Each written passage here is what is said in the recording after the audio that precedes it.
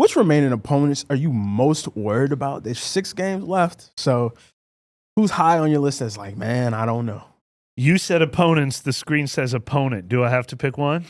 I put 2. That's why I said opponents. All right. Well, look, it starts with the Rams for me. I think an argument could be made that the Rams are the best team left. Commanders and Packers also have a winning record, so those are the 3 real candidates. Buccaneers could be frisky by the end of the year too, once they get healthy. But man, this team has not matched up well against the Rams. This team continues to give up those big plays, those explosives. As everything else, Rizzi has turned to gold. He hasn't stopped them from giving up 60 and 70-yard touchdowns all the time.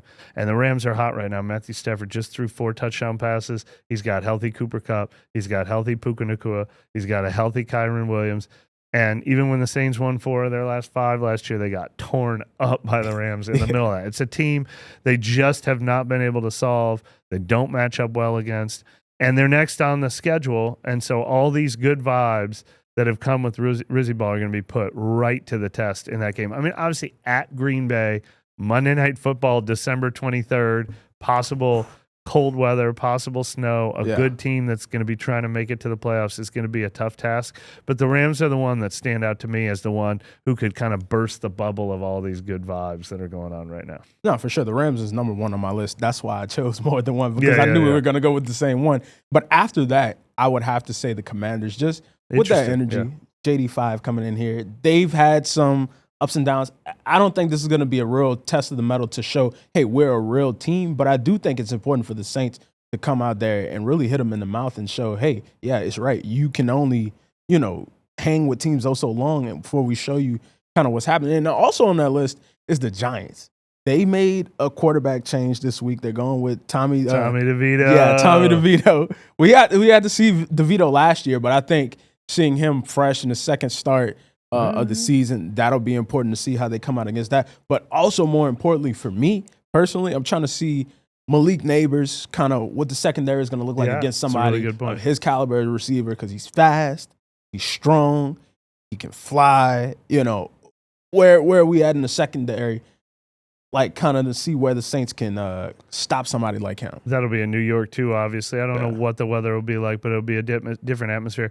The funny thing about the Giants and Raiders is they're dangerous in like the man, it could take so much wind out of your sails. Like I said, the good thing about these last couple of games is you're still staying above the teams that you like to think are below you. Right. Dennis Allen got fired when they didn't put the Panthers in their place. Like, it takes a lot of wind out of your sails if you don't put a bad team in their place. Really good point on Jaden Daniels too. Like, although he hasn't been running quite as much since he got injured. He hasn't been tearing teams apart as much.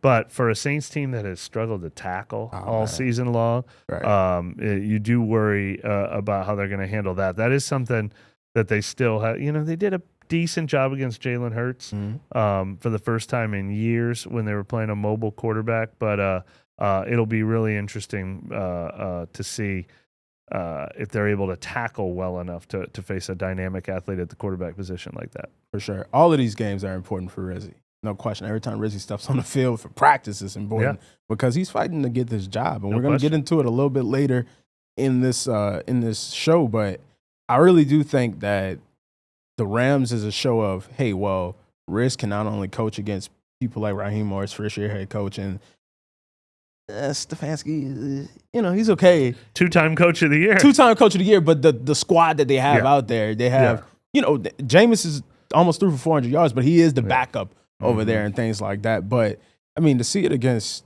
McVay, what he can do. It's going to be put to the test. Yeah, for sure. And that's I looked today, that's a 3:05 game instead of a 12, so Rizzi might have to show up earlier to get his routine. All right. Man, that's true. The routine could be off. Yeah. We didn't mention the Bucs game. There's no division implications there, but the Bucs could be trying to win the division at that point. I feel like the Falcons want to lose this division right now. Yeah, they're trying.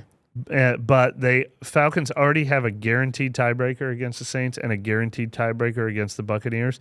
So those teams are going to have to make up 3 games against them. But, I mean, there is a world where that game could matter for one or both teams for trying to win the NFC South. And, Man, that one doesn't scare me as much. Look, I think the Buccaneers are a better team than their record shows. They were hot at the beginning of the season until injuries bit them. Chris Godwin's not coming back, but Mike Evans is.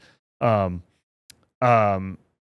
you know, you kind of throw that stuff out the window. Last year, the Buccaneers won the division. The Saints went there, kind of licking their wounds, and beat them really good in Week 17. That's a place and a team that the Saints traditionally don't seem to fear going up against. So if something is at stake in that game, I'm probably going to bet on the Saints.